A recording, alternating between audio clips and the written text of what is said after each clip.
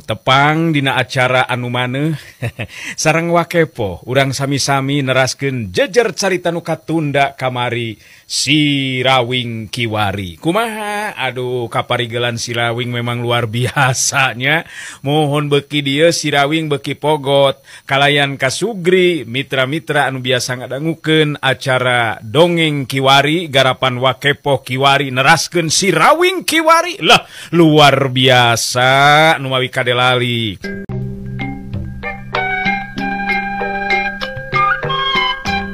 Nya anda sasat nama diculik dibawa kabur meureun kadenakeun teh. Nya dibawa cara paksa ari kitu mah. Nya ante boga perasaan sigana teh jalur rampang mah untung kita angge make kaburu datang salakina Saraswati nu ngaran si Rawing. Lamun teu kaburu datang mah tangtu kaburu kasungsi meureunna dirina ku jalur rampang. Untuknya untung kaburu datang si Rawing jadi karunya jeung panasaran hayang ningali kaayaan Saraswati. Cenah mah keurina kaayaan teu wala kaya lantaran dilumpuhkeun cik hayang nyaho rek ditingali. Ma Ukem bet jadi boga pikiran hayang ningali kaayaan Saraswati nu aya di jero kamar. Ma Ukem terus lempang muruka kamar nu dipake ngerem Saraswati. Berai panto dibuka katingali ku Ma Ukem harita Saraswati ngabebengkang tanpa daya dina luhur tempat sarena. Ari Ma Ukem neuteub seukeut ka Saraswati anu memang tanpa daya lantaran aya dina pangaruh kakuatan jalur rampang. Bet karunya teuing nyawatir ningalina oge meni ngalempreh tanpa daya kitu. Bet jadi hayang nulungan ye aing ka Nyai Saraswati nya da dipikir-pikir makalah ka kumaha oge tetep salah.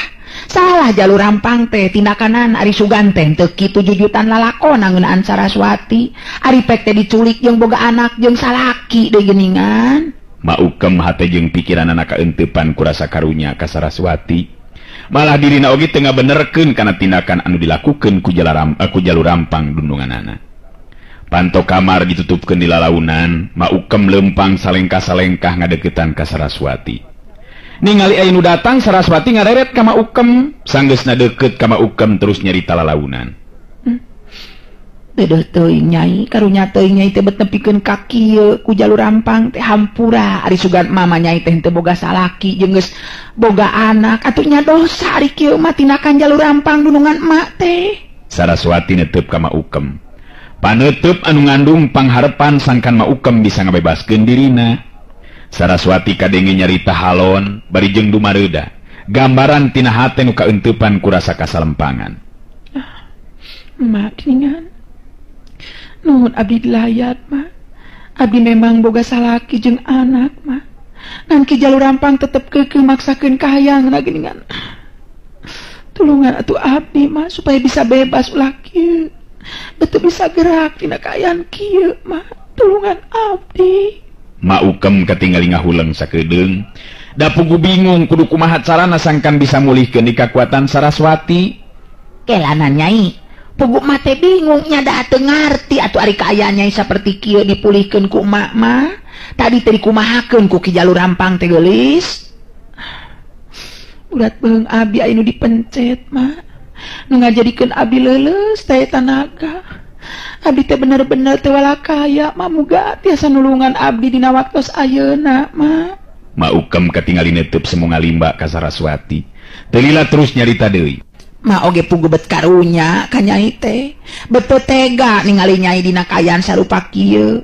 Tapi emak teu terang Nyai kudu kumaha ngubaran atawa mulihkeun kakuatan Nyai nya. Beu ambe teung teuingeun nya jalur rampang. Keke asa kahudang ingetan ieu teh. Keheula Nyai. Ma Ukem katingali harita dua halisna kerung, meh tepung bangun anu mikir jero na keranan. Ari Ma Ukem nyarita jero hatena. Bet asa kaingetan. Nya inget ayeuna mah ki jalur rampang gunungan aing teh lamun teu salah mah boga mustika. Nya batu mustika tulak bala nu bisa ngubaran panyakit jeung ngubaran nu keuna ku wisaya atawa ilmu batur. Bisa kitu kira-kirana lamun dipake ngubaran Nyai Saraswati sangkan pulih di kakuatanana. Nyarek dicobaan be lamun teu salah mah disimpen teh di jero kamar panyepenanana. Betul tega karunya ningali kitu mah nya dasar wa awewe aing oge. Kitu geurentes hate Ma Ukem harita. Kadenge Saraswati nyarita di ka Ma Ukem pinuh ku pangharepan sabab dirina teu mikeun lamun kudu kasungsi diri jadi korban nafsu setani jalur rampang. Sok engal tuh mah. Tulungan abdi piraku teu bisa ngabebaskeun kaayaan abdi tina pangaruhna ilmu jalur rampang. teu watos ka abdi mah. Tulungan omat mah. Abdi lebih suka kene ajal batan kudu kasungsi diriku jalur rampang. Nya kengkeng heula ke nyai ke urang susuganan ieu mah nya tenang heula ke daguan di dieu marek nyokot heula batu mustika panolak bala sugan ieu mah bisa dipake ngubaran nyai. Guragiru harita mah ukem indit ninggalkeun eta kamar. Terus muru ka salah sahiji kamar nu kabilang mangrupa kamar khusus. Tayan wanina asup ka jero eta kamar da pugu kamar panyepenan teh nyata kamar panyepenan jalur rampang. Sok sanajan mah ukem oge kakara harita make wani asup ka jero eta kamar. Kajurung kurasa karunya jeung hayang nulungan Saraswati anu pikawatireun kayanana.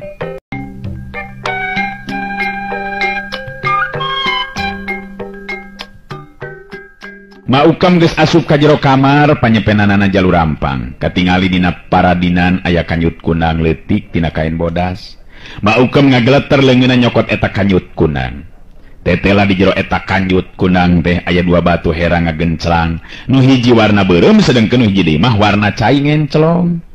Tah, lain ieu asana mah nu sok dipake ngubaran. Nya lain batu ieu mah beureum, tapi nu ngagenclong herang ieu nu kungsi ka intip ku aing dipake ubar mah.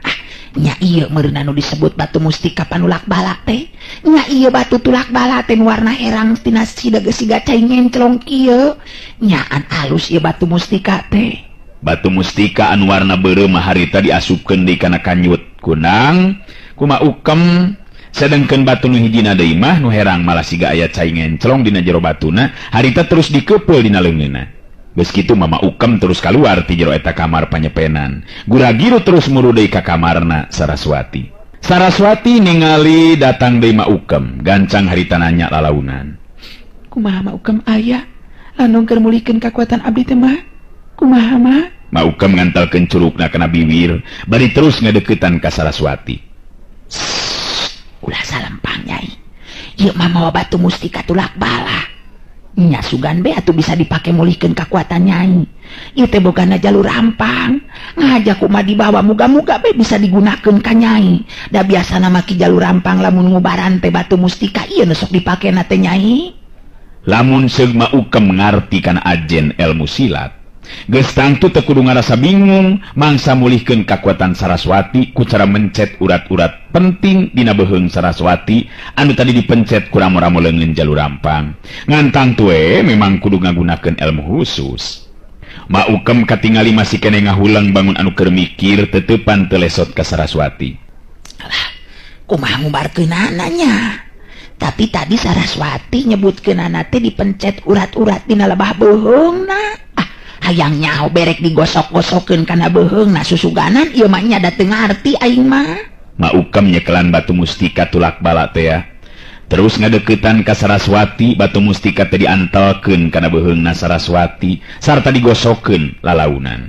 Sabenerna mah Maukem ngan ukur susuganan kituna teh. Tapi Saraswati bisa ngarasakeun ayana geteran aneh tina eta batu mustika. Sabab karasa pangaruh ilmu atawa kakuatan jalur rampang nu tadi ngalumpuhkeun dirina lalaunan bet asa aya deui kakuatan tenagana. Dipapai jeung imeut pisan. Maukem harita terus mapai urat-urat dina beheung Saraswati digosok ku batu mustika tulak bala. Saraswati kaget jeung atos sabab ngadadak harita jadi pulih deui kakuatanana. Saraswati terus ngorejat hudang paromanana getihan deui hegar marah mah neuteub ka Maukem bari nyarita. Abdi jadi pulih di kakuatan Rima. Nuhun mak, abdi ditulungan ku emak. Mumpung aya waktu kalawan kasempetan anu hade abdi leuwih hade ninggalkeun ieu tempatan. Sakali abdi nganuhunkeun ka emak tos nulungan abdi mah. Abdi anu kudu kabur ninggalkeun ieu tempat mah. Saraswati geus teu loba deui carita harita terus mukakeun jendela kamar. Anu memang terus berasna teh ka pakarangan gigir eta imah. Ngareret ka Maukem Saraswati terus nyarita. Muga-muga pitulung sareng kasayat mah dibalas ku Nu Maha Kawasa mah. Abdi anak kapaksa ngantunkeun ieu tempat mah. Hatur nuhun kana kasayan emak. Maukem harita masih keneh molohok bengong mata simeuteun. Banget ngerasa kaget nu lain di kieuna sabab teu nyangka upama bakal bisa nulungan Saraswati nepikeun kabebas pulih deui kakuatanana. Cerilat. Cileng Saraswati ngaluncatan jendela kamar. Maukem ngagero kakara sadar meureunnan Saraswati rek kabur ninggalkeun eta tempat. Nyai kelana nyai. Heh nyai, ya salaki nyai Sirawing teh ayeuna keur tarung jeung jalur rampang nyai Saraswati. Maukem lumpat ke lebah jendela kamar nu muka, tapi jirim Saraswati geus teu katingali. Maukem jadi narik napas panjang kakara ina menjadi sadar yen dirina geus ngalakukeun tindakan anu jelas matak ngabahayakeun dirina upama kanyahoan ku jalur rampang sabab dirina geus nulungan Saraswati malah nepikeun kakaburna pisan.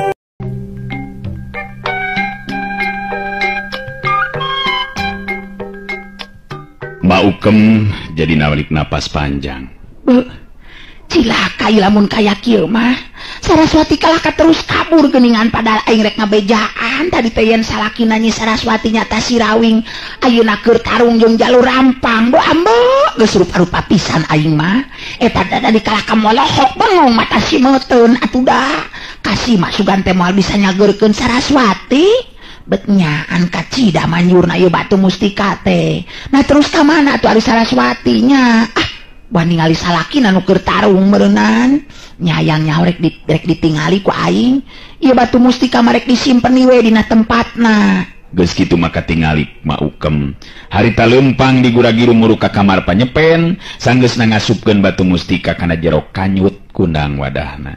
Harita Maukem terus kaluar ti jero imah rek nuju ka tegalan tempat pakalangan ijen bobesen si Rawing jeung jalur rampang. Kawilang rada hese oge Maukem neneangan Saraswati di antara jalma nu lalajo nu sakitu lobana. Maukem terus muterkeun paneteupna sugan katingali Saraswati alalajo. Eueuh geningan teu katingali Saraswati teh nyaan teu nyahoeun meureunnan. Nyari kitu teh marek nyahoeun kumaha da teu dibejaan meureunnan. Aduh eta nu tarung kitu bet lieur ningalina oge nu mana ari jalur rampangnya jeung nu mana si Rawing bet meuni cepet kitu jirimna tinjo relat. Maukem neges-neges hayang sidik ka tengah pakalangan pugu memang hese sanajan dibelel-belelkeun oge panona sasatna mah tarung dua jago dina tataran ilmu anu geus pada-pada tepi kana puncakna. Jalur rampang harita bener-bener kekerot huntuna gemes nu lain di kieuna sabab satiap gempuran anu dilakukeun ku dirina teu boleh bisa kaimbangan ku si Rawing. Malah dina hiji kasempetan nu hade si Rawing mampu ngasupkeun gedoran tonjokan leungeun katuhu kana dada lawan. Hiup jebron.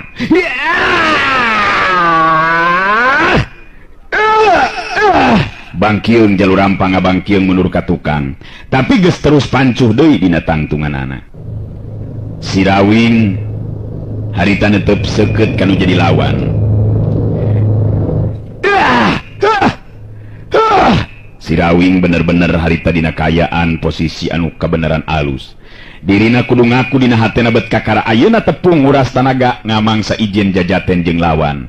Sarta jalur rampang memang nibanda daya tahan anu hebat. Buktina gempuran tonjokan si Rawing teu mangaruhan naon-naon sigana teh. Anu sok padahal nenggel pisan kana lebah dadana upama seug ninggang kajago biasa bet piraku teu amrol remuk tulang dadana. Jalur rampang ngatur napasna sedengkeun si Rawing nyerenge seuri sarta kadenge dinyarita. Punah dua-dua ki jalu gede geus saimbang nama yo. Lunas punah kuring teu boga hutang kaki jalur rampung.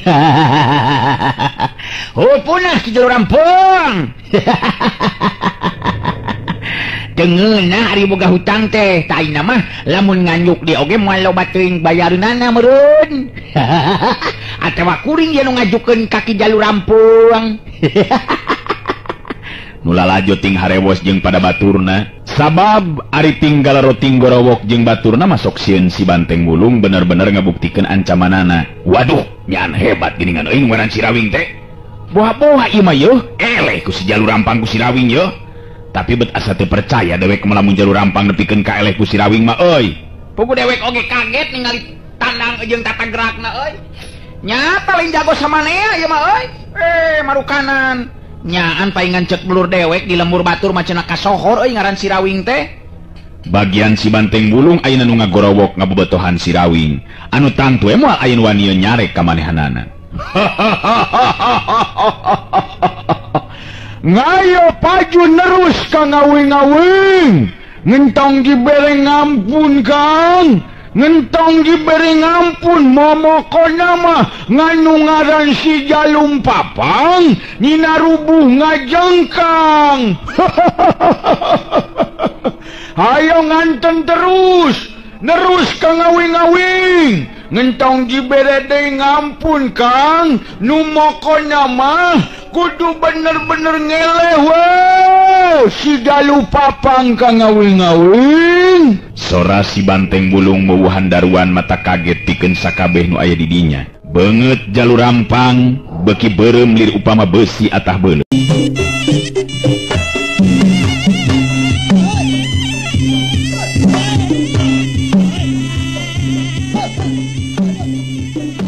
Ari Sirawing harita ngareret kalebah si Banteng Bulung terus nemalan bari nyarita. Hei, tenang teng.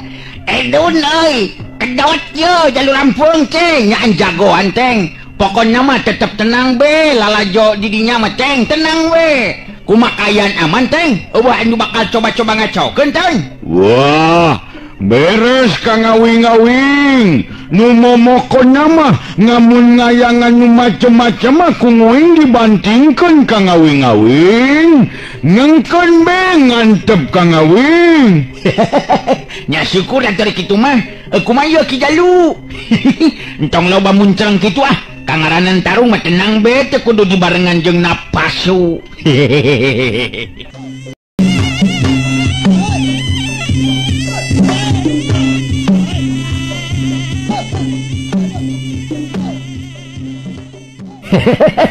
Nya syukur ari kitu mah teng. Kumaha Ki Jalu? Tong loba muncreng kitu atuh kangaranan tarung mah tenang be tenang teu kudu dibarengan jeung napasan. Kumaha urang pindho deui bae teh atawa urang leureuh heula? Nya bisi be urang ngopi heula. Tetep nyaho jeung tenang kayan ayeuna mah tenang we Ki Jalu. Sirawing dina waktu harita estu tenangna keranan. Jalu Rampang sorot panon beki seukeut ka Sirawing lir upama nu mampu nembus kana jantung. Celila terus nyarita.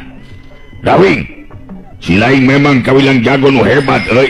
Kakara ayeuna pangeusieun lembur ningali kalalajoanan dewek kudu adu hareupan jeung lawan nu bisa tahan leuwih ti 10 jurus. Malah bisa males ngasupkeun panarjang ka dewek. Tapi ingetkeun Rawing.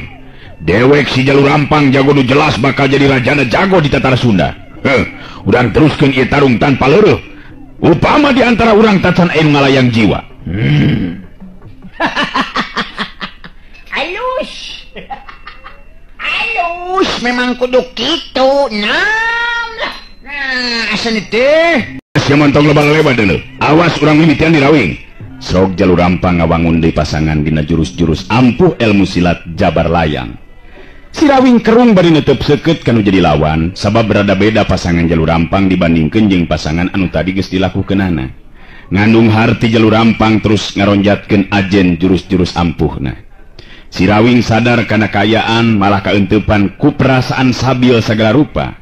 Sabab nu jadi lawan nyata lain bami banda daya tahan anu luar biasa, tapi jurus-jurus ilmu silat memang kekep susah pikeun diteangan celah kosong atawa titik kalemahanana. Kadenge di sora si Banteng Bulung nu ngabobotohan Sirawing. Wah, munggos ngontong dibere deui ngampun Kang ngawing-ngawing. Tong dibere ngampun deui geus kitu mah Kang ngawing-ngawing. Gancang si Jalu Papang ngelehkeun Kang. Ngarah ngurang bisa leureuh nerus ngurang dahar bareng Kang. Nu momokonna mah urang mah kudu ngelehkeun si Jalu Mapang. Nyane moal bisa menang si Jalu Papang. Kang ngawing-ngawing jago wing mesti menang oi.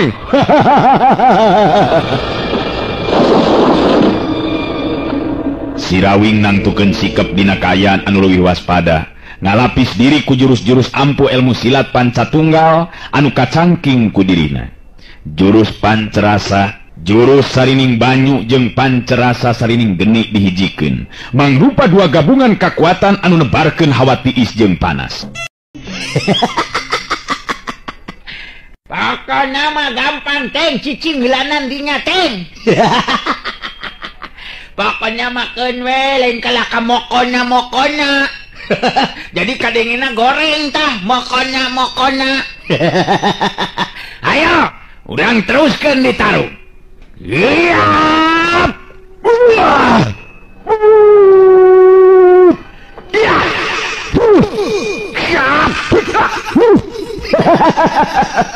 Curelat. Jalu Jalur Rampang maju di nerajang. Sirawing mapag datang na panarajang lawan, kapaksa Jalur Rampang narik mundur panarajang ka tukang. Lantaran ngerasa kaget ku tebaran hawa sakti tina sapasang leungeun Sirawing.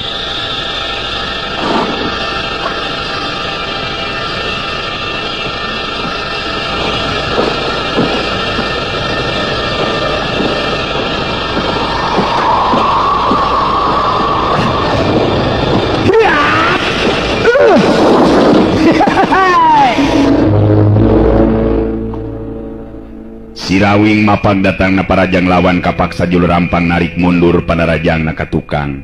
Lantaran ngerasa kaget ku tebaran hawa tiis atau hawa sakti sapasang leungeun Sirawing. Leungeun anu harita nebarkeun hawa panas, sedengkeun sambaran leungeun kenca nebarkeun hawa tiis. Ningali Jalur Rampang mundur ka tukang, Sirawing ayeuna mah anu ngarangseg maju. Antukna kapaksa Jalur Rampang ngabendung datang na panarajang lawan. Dua kekuatan harita bantrok di wae. Daligeg, daligeg, daligeg. Dua jirim pada mundur di katukang dua leng.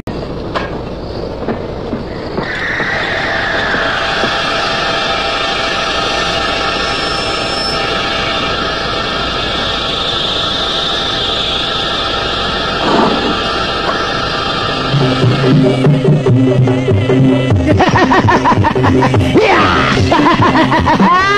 Mokona mah teng, mokona. Ya.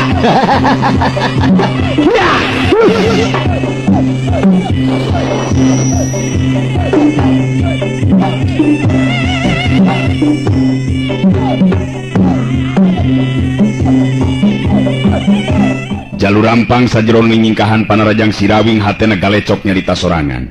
Boga kekuatan naon ieu mangkeluk ieu. Leungeun nebarkeun hawa panas, leungeun kencana nebarkeun hawa tiis. Gabungan dua kekuatan antara panas jeung tiis, malah dina geteran hawa anu hebat. Geteran kekuatan nu bisa ngabekukeun kana urat jeung getih, atawa nu hawa panasna bisa ngaduruk kana kulit jeung daging. Edan bener-bener aing panggih jeung lawan anu saimbang ieu mah yeuh. Bisa kira-kira kitu aing ngelehkeun Sirawing.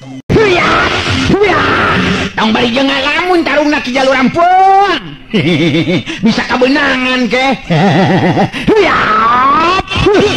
Omongna Sirawing memang jadi kenyataan sabab beureup leungeun katuh Sirawing keuna pisan kana lebah puceuli katuh ki Jalur Rampang. Hiup cebrot. Ada. Bangkiung, daligdeug Jalur Rampang ngabangkiung bari ngagerok kaget jeung nyeri. Memang Jalur Rampang oge sadar bala ngasaeutik hiji kauntungan pikeun lawan. Karasa puceuli jeung beungeutna asa panas direrabseuneu. Si banteng wulung kadenge harita ngagerok deui suka anu lain di kieuna, hatena sabab Sirawing ayeuna mah anu mampu ngasupkeun teunggelanana. Bener kitu Kang Awing-awing. Ngeta ngagara jagong euy. Mokona mah moko-mokona mah ngentong giberengan nyempetan Kang Awing-awing. Ngayo ngaju deui jalu papang. Ngayo ngaju deui lain ngicing itu bae. Maju. Frog Jalur Rampang ngawangun deui pasanganana. Malah jelas ayeuna mah dina jurus pasangan anu beda jeung tadi. Katingali Jalur Rampang awakna rada ngareundeuk ka handap. Sirawing anu geus sababaraha puluh kali tarung ijen wawasen jeung rupa-rupa jago dina tahapan pangarti nu beda-beda geus bisa apal kana ketak nu jadi lawan.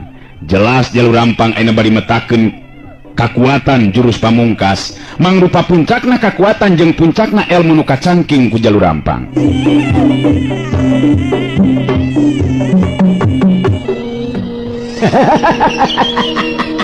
Nayop. Yap. Ngalus Kang Awing-awing.